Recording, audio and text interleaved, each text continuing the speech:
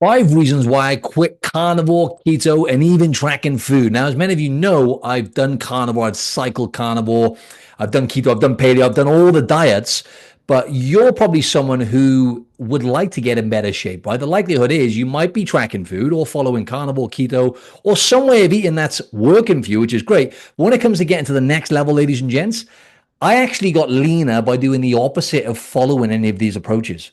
So let me get into firstly the first reason why I stopped doing carnivore cycling. Now, what I used to do in 2023, for example, for 2 months of the year, myself and my girlfriend, we actually did carnivore for the first time, strict carnivore. Now, just to backtrack a little bit, 5 years ago, I switched over to more of an animal based diet, if you like, after reading the carnivore code, Paul Saladino.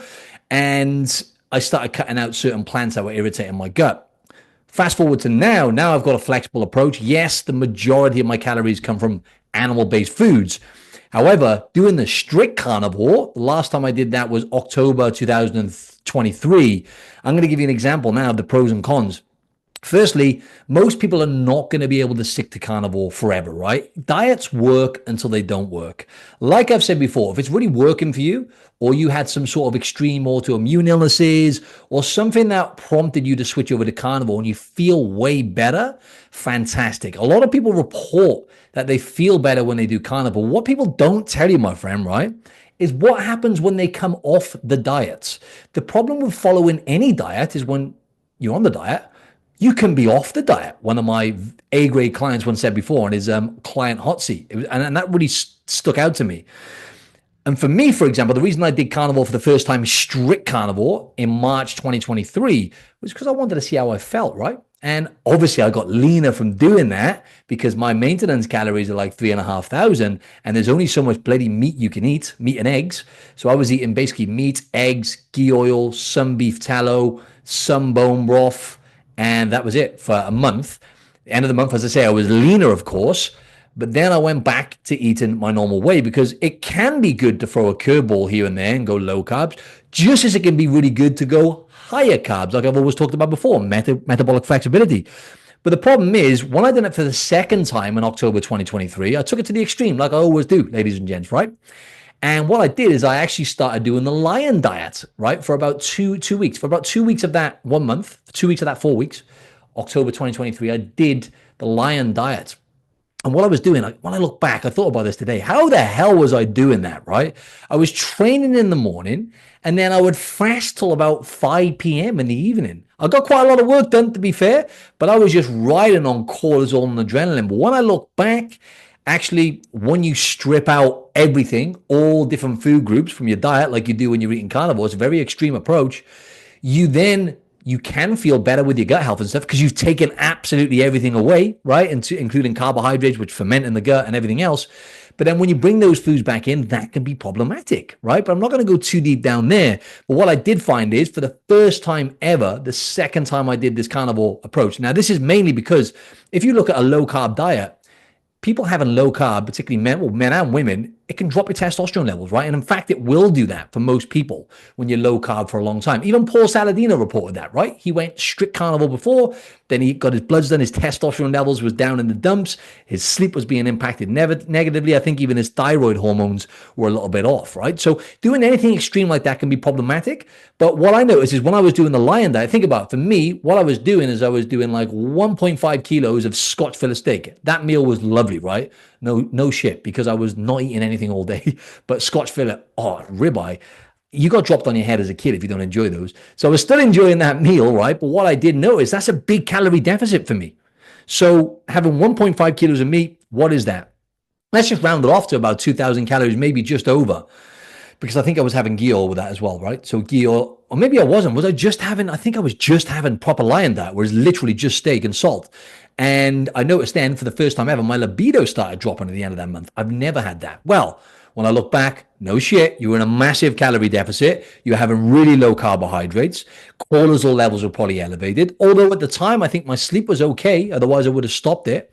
But that is a negative adaptation, right? When you're getting those signs, your libido is dropping as a man. That's not a good sign. If your testosterone levels are plummeting down, that's never going to be good. So bottom line is then, what I did notice, like I mentioned before, is certain foods that I brought in after that became even more problematic because when you're doing these restrictive approaches, again, you're cutting out whole food groups. And what you can then do then, just like when you're eating too much of something, for example, I pretty much give myself at one point a bit of an intolerance to chicken thighs because of my bodybuilding days, and chicken breast, because all I was eating as a protein source primarily anyway was chicken thighs or chicken breast leading up to comps. And if you're eating too much of things, you can actually give yourself an intolerance, believe it or not, by having too much of something. And the same goes for if you cut something out altogether and then you bring it back in. For example, if you're eating carnivore, you cut out all these plants, you start bringing them back in, and you can get a really bad reaction to them, or you can give yourself lifetime intolerances to things like dairy, all different things, right? So these are things you got to be mindful of. I'm not going to say it's going to be terrible for everyone to cycle carnivore here and there, but most people have no place, if in my opinion, following carnivore because they can't stick to it and they always fall off it. If you're falling off a diet, going back to what I was saying, then that diet is not something is going to be sustainable for you long term because you keep coming off it. Right? It's kind of common sense, but the bottom line is if you're eating whole foods, real food, you're having high protein, just like my man, Dr. Ted Nyman says. By the way, Dr. Ted Nyman's coming on again soon. That's the most important thing. They're the big rocks, right? So all in all, I stopped doing that. I didn't do it last year. And I mentioned on the last episode, doing keto. Now I notice my sleep is negatively impacted straight away when I have low carbohydrates. Now, if I push through that for like a week or something, will I get an adaptation where I would adapt and potentially get better sleep and less inflammation? Potentially. But why am I going to push against my body signals to do that when if it ain't broke, don't fix it, right? So that was point number one, right? Carnivore cycling didn't work for me and my health all in all, which is why I've stopped doing it. Number two, the second reason why I quit this is, especially with tracking. I want to talk about the tracking piece now, right? Recently, I stopped tracking. I tracked for about 6 weeks, used it as a tool, and I stopped recently. Number one, because what I found was I didn't need to, right? I didn't need to track. I was doing it to find out where I was at. I got a little bit leaner initially as a side effect for the first 3 weeks, but the next 3 weeks I didn't really, but that wasn't my goal anyway. But what I noticed is I started focusing too much on calories over nutrition. Now I'm hell-bent on this, on nutrients over calories all day long, because the quality of the food you eat is going to determine how many calories you eat. And I'll give you an example. Beef mince. Now, I was having things like peanut butter more often, and I was focusing so much on the calories that I was like, right, if I can have less, so having lean beef mince, as I say, having lean cuts of meat can be really beneficial, right? Especially if you're trying to keep your calories down, you want your protein high and your calories lower when you're trying to be in a deficit. But you've still got to get the essential fats in, which are going to be really important for energy, for hormones, for lots of different things. So I noticed that when I cut the beef mince out and I was having leaner beef mince, then I started having chicken breast. Then when I was tracking my food, I was justifying having a little bit more peanut butter. So I noticed, for example, even last week, right, when I was still tracking, I started having, normally I have peanut butter once or twice a week. I had it like 4 times last week. I was having it in the week more often because I knew I was having less calories in the day and therefore I was justifying it. Now, there's nothing wrong with that. If you're looking to, I wasn't looking to be in a deficit at this point, but if you're looking to get shredded, there's nothing wrong with doing that sometimes, factoring in some of those things if you can manage it. Like I've said before, really not ideal if you're looking to get shredded having peanut butter regular. But if you're having it once a week, twice a week maybe, and you're factoring it in and you're in your calorie deficit, that's all that matters, right? Staying in your deficit. So there's some value to doing that and having some of your favorite foods, of course, bringing them in as long as you're hitting your targets with protein and calories. But if you look at beef mince, for example, having not extra lean, because when I'm having super lean, what we're going to look at with super lean beef mince, the one I get, for example, right, is 98% protein and 2% fat. So yes, it's super lean, high in protein, great for hitting targets. But when it comes to nutrition, you're stripping away most of the goodness, which you get in the fats. You're getting a lot of the goodness from the protein. But when it comes to energy, hormones, brain health, all those kind of things, you're stripping away the essential fats that you're getting with that. And even the omega-3s, some of that omega-3s, like I said before, CLAs, stearic acid, we can keep going down the list of even saturated fats, right? And that can be a problem as well, right? Because you're not nourishing your body as much. And when we look at a lot of people, the most or the average person, their balance of omega-3 to omega-6 ratio is way out of whack, right? I think the average American, ladies and gents, right? It's not a good stat to use. I don't like using this because like the average, I think was like a 40% obesity rate, maybe even higher, maybe 50% obesity rate in America, if I've got that right. Not overweight, obesity. And when you look at the average, I think they're having like a 20-to-1 ratio. So 20 times the amount of omega-6 they're having to 1, right? And the ratio you want, if I remember rightly, is around about 4-to-1. I hope I haven't butchered that. I'm pretty sure that's right. But that gives you an example anyway of having a good amount of omega-3s that you're going to get from your wild fish, like your wild Alaskan salmon, from your grass-fed beef, even from, eggs, things like walnuts, those kind of things, right? But mainly I would say getting it from fish because you can get everything you need there from wild Alaskan salmon. If you had a good dose of that a few times a week, you're going to get more than enough omega-3, right? Even if you had, say, depends on how much you weigh, but if you had like, say, 2 massive fillets or 3 big fillets of wild Alaskan salmon a week, for example, you're going to get more than enough omega-3, right? Or you can have your sardines, of course, and your mackerel, those kind of things. But all that to say, I was having more peanut butter, and then I'm like, okay, so I'm having more peanut butter. I'm cutting out a lot of the fuel essentially that I'm getting from the full fat beef mince, so I can factor in things like peanut butter. As I say, not always a bad thing, but when it comes to nutrition and operating at a high level and nourishing your body with what it needs, tracking can actually sometimes take you away from that. A lot of the times you can get too focused on calories and you're veering away from nutrition, right? So there's a difference between hitting numbers and actually nourishing your body and fueling your body to perform and essentially to look good as well, right? Because you have to be healthy, you have to nourish your body with what it needs to perform well in the gym, to get good sleep, and then ultimately to get your metabolism working with you instead of against you, right? So yeah, obviously food quality makes a big difference. So number 3 was carbs. Essentially, the third reason why I quit these things, well, I mentioned this before, but I'm going to go a little bit deeper into this because I talk about this most episodes. Now, carbohydrates. So carbohydrates, what we're going to look at is that when we have carbohydrates in our system, when we eat carbohydrates, our body's going to go, thank you very much. It's a quick source of energy for the most part. We're going to utilize that first. We're going to store that as glycogen in the muscles and the liver, for example, and then we're going to utilize that first and foremost. So it's a good source of energy, and the reason why it can help for high intensity training and lifting heavy weights is because it's going to give you that burst of energy, right? It's going to give you more fuel in the tank for you to perform and essentially perform at your best with strength and even obviously endurance stuff as well. It can come in helpful, but that's kind of another conversation. It's more for high intensity and strength training that can be really, really helpful, and even recovery as well, right? So when we look at sleep, we look at what I said earlier, right? Testosterone levels. When we look at that, carbohydrates, having low carbs for long periods of time generally is going to drop testosterone levels, right? So going back to what I said earlier when I was doing the carnivore and I was doing the lion diet, it was a noticeable, that's the first time ever, don't get me wrong, sir, I'm not going to lie, I noticed my libido dropped, of course, when I was competing. I'm getting closer to the stage in terms of closer to the day of the event, let's say 4 weeks out. I think it's because you're mentally so focused though as well on what you got to execute on. But also naturally, when you get down to like 3-4% body fat on the calipers, you're not in a healthy place, right? That's not healthy. Yeah, you look great. Everyone's cheering you on, but your testosterone levels are not going to be optimal, right? And I'm going to do another episode on this, but I wasn't taking steroids either, right? So having carbohydrates is going to help with that generally for most people. So serotonin, like I mentioned before, and reducing cortisol levels, recovery as well. I've talked about the studies that they've done on, having carbohydrates post-training can really help you to replenish, of course, but also for your performance the next day. So by you replenishing quicker rather than later after training, that can actually help you perform and recover better for the training you do the next day, which is awesome, right? So clean carbs as well, right? There's a difference between, not all carbs treated equally. Refined carbs, ultra processed foods, not the same as having things like your potato, your white rice, your fruit, your honey, those kind of things.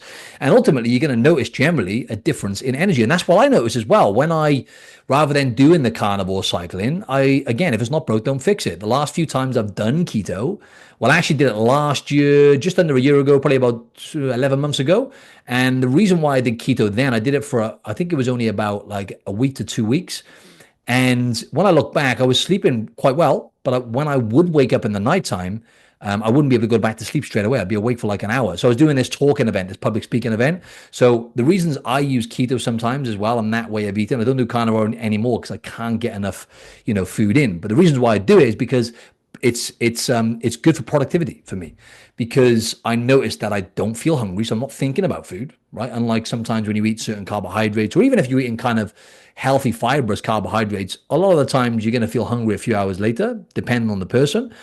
Also, I would just be able to think a bit better, just more mental clarity, and it's probably something to do with ketones and stuff like that. But then the trade-off it wasn't there, the risk versus reward, right? Because I did that for like a week. Then I went into this public speaking event in Melbourne last year, and then I just went back to normal eating, right? And since then, like I say, I've done 2 days since then, and both times my sleep was absolutely terrible. So bringing carbohydrates in, to just summarize point three, the third reason why I quit doing all that, if it ain't broke, don't fix it. Energy levels, generally, I don't want to say energy levels, sorry. I want to say my sleep is better. And as a result of getting good sleep, that's having a massive impact on my energy levels the next day, right? You got to look at the knock on effect from disrupting sleep. It has a negative impact on everything, right? And then also, I notice as well that I'm more relaxed in the evenings. So when I have my carbohydrates in the evenings, it kind of, yes, I'm still doing some work, tying some stuff up, but I'm calmer. I'm not as kind of go, go, go. You don't want to be in that state leading up to bedtime.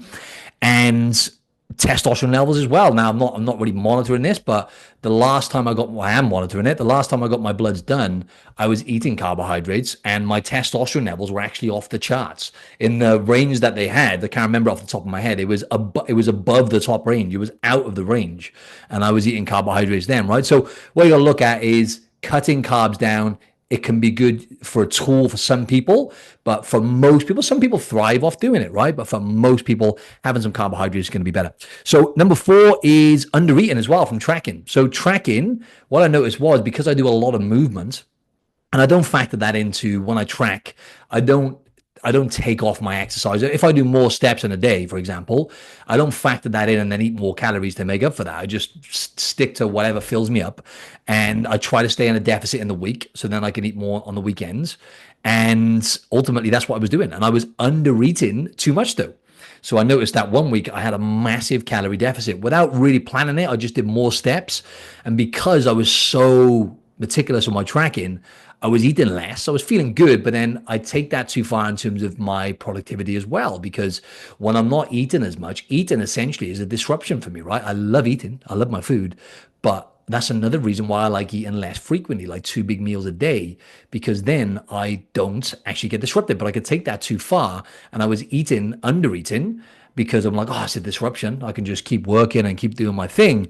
And then I did notice that I was under eating grossly one week. I was in a massive deficit and I didn't feel too good. So that's not going to be an issue for most people, though. Don't use that as these things as an excuse not to track. If you've never tracked, if you're overweight and you're not tracking, right, and you're not where you want to be, you probably should track, to be honest. So don't use these things as an excuse for you not to track. I'm just talking on my experience, and I consider myself to be a black belt with this stuff, right? I've come a long way with my relationship with food, and my knowledge with nutrition is pretty good, and I'm just very in tune with my body, right? So that was another reason why I stopped under eating.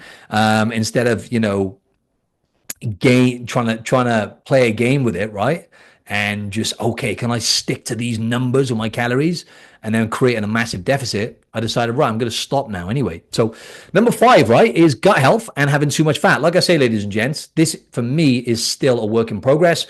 I'm still trying to figure things out. It's very complex with the gut. If we look at gut health, if when you jump on the scales and weigh yourself, about 2 to 3 kilos in America, 5 to 6 to 7 pounds of your weight is bugs in your stomach. It's bacteria. We're more bacteria than we are human. I think we've got about 3 times the amounts of bacteria than we have human cells, of microbiome, and bacteria in our body. Bacteria, how do I say it? Bugs, essentially, right? In our body than we have actually human cells.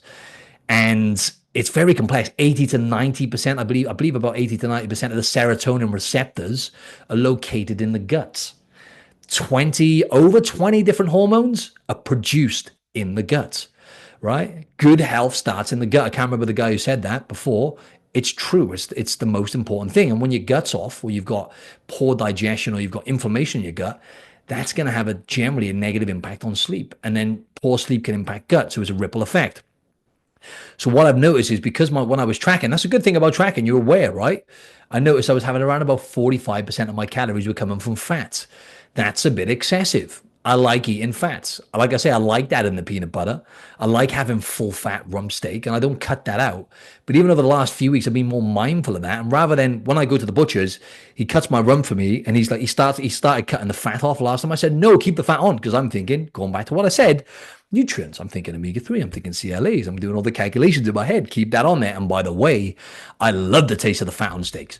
But I started trimming that down a bit over the last few weeks, and I started having, like I say, chicken breast and things like that, instead of constantly having, and obviously extra lean beef mince, still having the full fat beef as well, but having less of it and bringing my fats down. Because again, having more than about 30 to 35% of your total calories coming from fats. Now, I would like to say again, the nutrients and the balance of fat you're having are more important than you just the percentage of macros you're having. Doesn't really mean a great deal if you're eating garbage, right? But we're talking about you guys listening who are quite aware, right? I would assume, because you're plugging into this stuff, and so am I. So when I'm having 40% fat, that's all coming from whole foods, so I can justify it, right? However, it's too much. I don't need to have that much, right? Now, when you're having, there's some reason, with the fiber debate, this is debatable. I'm not sold into everyone having high fiber. Everyone's different. In fact, high fiber for a lot of people can be a problem, because what does fiber do? It slows down digestion. It's not an essential nutrient. You don't need it to survive, right? Just like you don't need carbohydrates to survive. That's not to say you should cut those things out when we're talking about thriving. Thriving is very different to surviving. But low fiber and low carb, there's some research to show poor gut diversity, right? So if I'm having loads of fat like I was having, and I'm not having a great deal of fiber, I have a decent amount, to be fair. It's kind of like I'd say like a moderate amount of fiber, because I eat a decent amount of fruit. But then that could be having a negative impact, because when you're eating fats, it's kind of hard for your body to assimilate and digest. When you're having excessive fats, right, it's a strenuous process. It's not broken down as quickly as carbohydrates, right? When your body's trying to assimilate and digest fats. So when you're having excessive amounts, that can be problematic. Now, it's going to be more problematic if you're in a calorie surplus and you're eating more food than you need. However, that's what I noticed. So I'm taking that down now, and that's why, keto, carnivore, those kind of things, it's really not going to be ideal for me, because like I say, I do better with some carbohydrates. And then I'm trying to figure out and get to the bottom of these gut issues. And I felt much better this week just by bringing the fats down a little bit, playing around with that a little bit. And that's one of the other reasons why. But what I do notice, what I would like to say is, of course, if I eat strict keto and I eat carnivore, I am going to notice that my gut I'm not going to get any inflammation or any pain. But that doesn't get to the root cause. I know a lot of you are listening to this going, yeah, fiber's causing it, this is causing it, that. You don't know. The body's very complex, and the combinations of food you eat make a difference as well. So all that to say, cutting it down is something I'm experimenting with right now. So having a high fat, like, keto is 70 to 85% fat if you're eating keto, right? And the rest protein. That's why I'm kind of cycling with that now. And obviously, yeah, but going back to what I said, having carnivore or keto, when I do that, yes, I don't get any inflammation and my gut's great. However, I can't stay there forever. I can't eat that way forever. That's not the way most people thrive, right? So let's leave that one there. Well, I would like to say, ladies and gents, right, I've got a few more things I want to touch on. I want to wrap up and reflect on a few things as well. But the fat loss challenge, right? 5 pounds of fat is free, right? Free 14-day fat loss challenge. You're going to get to work with me as well. You get personalized coaching. Now, obviously, I'm not going to select everyone. I can only select a certain amount of people, and I can only select people I know we can definitely help. And ultimately, you're going to lose 5 pounds of fat in 14 days. It's a free challenge, right? And all you've got to do, and this is without like starving yourself, I'm going to actually teach you as well within this 14 days how to build a foundation so you can sustain it afterwards. So even within that 14 days, you're going to learn a hell of a lot. And all you got to do is just fill out. We're going ahead with it. By the way, the date is going to be the 12th of May. The 5 pounds of fat loss challenge, 14 days, 5 pounds of fat loss, free challenge is going to kick off on Monday, the 12th of May. Click the link below to sign up for it. And then what you'll get is a nutrition diet assessment form from me, so I can assess where you're at and how we can help you. And then I'm going to be selecting the finalists to go into the challenge very, very soon. But last time we did it, we did select a lot of people. So, depending on who applies and how many people, it's a high chance that you're going to get involved with this free fat loss challenge. And it's going to be a game changer for you, right? So if you don't do it and you're looking to get leaner, you're going to be working closely with me and you're going to be in the community as well, then I'm going to be honest, you're crazy. So just to wrap up and give you some reflections, right? So all this episode was obviously based on the 5 reasons why I kind of quit keto, carnivore, and tracking recently. However, I got a little bit leaner. No, so what I've noticed now is just by me actually, I noticed my body tighten up even over the last week. So I'm noticing this podcast as I'm recording it, right? I haven't tracked for like the last week as of recording this podcast. And what I have noticed, because I've been still been constantly having a bit less fat and bringing up I'm having actually having more vegetables right now, more potatoes and pumpkin and things. And what I'm noticing is I actually notice my body tighten up a little bit, right? Now that maybe a little tiny bit leaner or dropped a bit of inflammation, and that could be because I brought my fats down. I probably reduced a little bit of inflammation, and now my body is kind of like being able to manage the foods that I'm eating better in terms of the digestion process. And also, what I would like to reflect on as well is yesterday I had a couple of beers. Right now, I don't drink very much, but we went out for a date night, which I am getting more kind of disciplined with because I put this off and I think it's really important for the relationship. But as I booked this date night, I went somewhere I wouldn't normally go to eat, right? It's called the place is here in Bondi. It's called Totti's, and they do this stone. What's it called? Wood fired bread. It's sourdough bread, super thin and crispy, right? It's like their signature dish. So we had that. I had some anchovies, which I love anchovies, by the way. Speaking of omega 3s and the salt and the taste, I love anchovies. We had some, what was it called? Burrata, like the mozzarella cheese type stuff. Put that with the bread. By the way, that with the sourdough bread, the burrata, and the anchovies together. Oh my God, epic. What else did we have? We had some like roasted potatoes. We had half a roast chicken as well. It was lovely. And I also had 2 beers. So that's what I wanted to touch on. I wasn't necessarily planning on drinking, but I thought to myself, you know what? If you have a couple of beers, go ahead. I'm going to give you permission to do it. This is something people need to focus on, right? You need to give yourself permission every now and then to do these things. If you try and say to yourself, I'm not going to do this, I'm not going to do that, that's a recipe for disaster because you're being overly restrictive. And what'll happen then is you'll rebel against that at some point, right? You can't rely on willpower. Now, that's not to say everyone can go out and have 2 beers like I can. If you find yourself hitting the off button when you drink, then perhaps you need to visit that, right? I'm not saying everyone can do this, but I had 2 pints of Stone and Wood pale ale, right? It's my favorite pale ale. And I cut it off there. And I know because we had the food, I call it date night. It was date afternoon. It was between 3 o'clock, the meal it was both 3 p.m. Between 3 and 4. And again, I track my sleep, right? So I know between 3 and 4, if I had 2 beers, I've already done it before. As long as it's well before bedtime, it doesn't impact my sleep. In fact, I slept better. I had over 8 hours sleep. I had an optimal sleep score, which I actually don't get very often, to be honest. I have really good sleep, but I'm not in the optimal range most of the time. Optimal sleep. So again, if you're going to drink alcohol, you got to plan ahead. And also when you go to eat out, we looked at the menu in advance. So I know, because I trained in the morning, I knew then I could have protein. I knew I was going to have half the roast chicken. So I planned before, right? I'm going to train. I had some whey protein powder. I think I had a bit of beef mince and avocado, a little bit of dark chocolate. So I had a decent amount of protein because I knew I wasn't going to have a massive amount with the meal, right? So I'm planning ahead of that.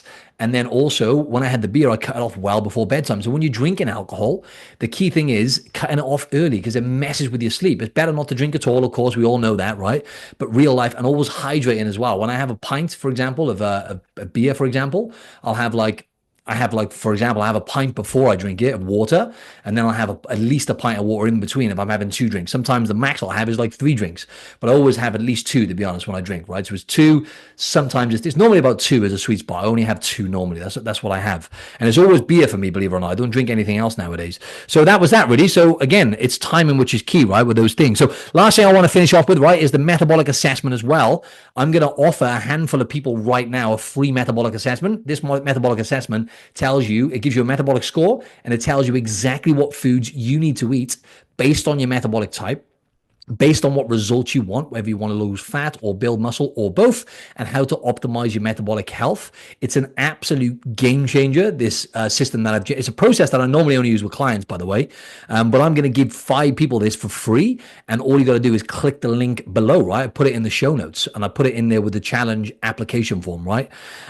Listen up, ladies and gents, right? I really appreciate you tuning in. Give me a like underneath on YouTube if you like this. And for everyone listening on Spotify and podcasts, I see you and I appreciate you too. But give me a like on YouTube and comment with if you got any feedback. I'm all ears, ladies and gents. I want to hear it. So comment below if you have any feedback. And then finally, what I would like to say is check out this video. So I always put together a video which is going to be linked to this current topic that I've talked about, which you're going to get a ton of value from. It's almost like a continuation of what I'm talking about here on the same topic. So check out this video YouTube is recommending here as well. And appreciate your support. Speak soon.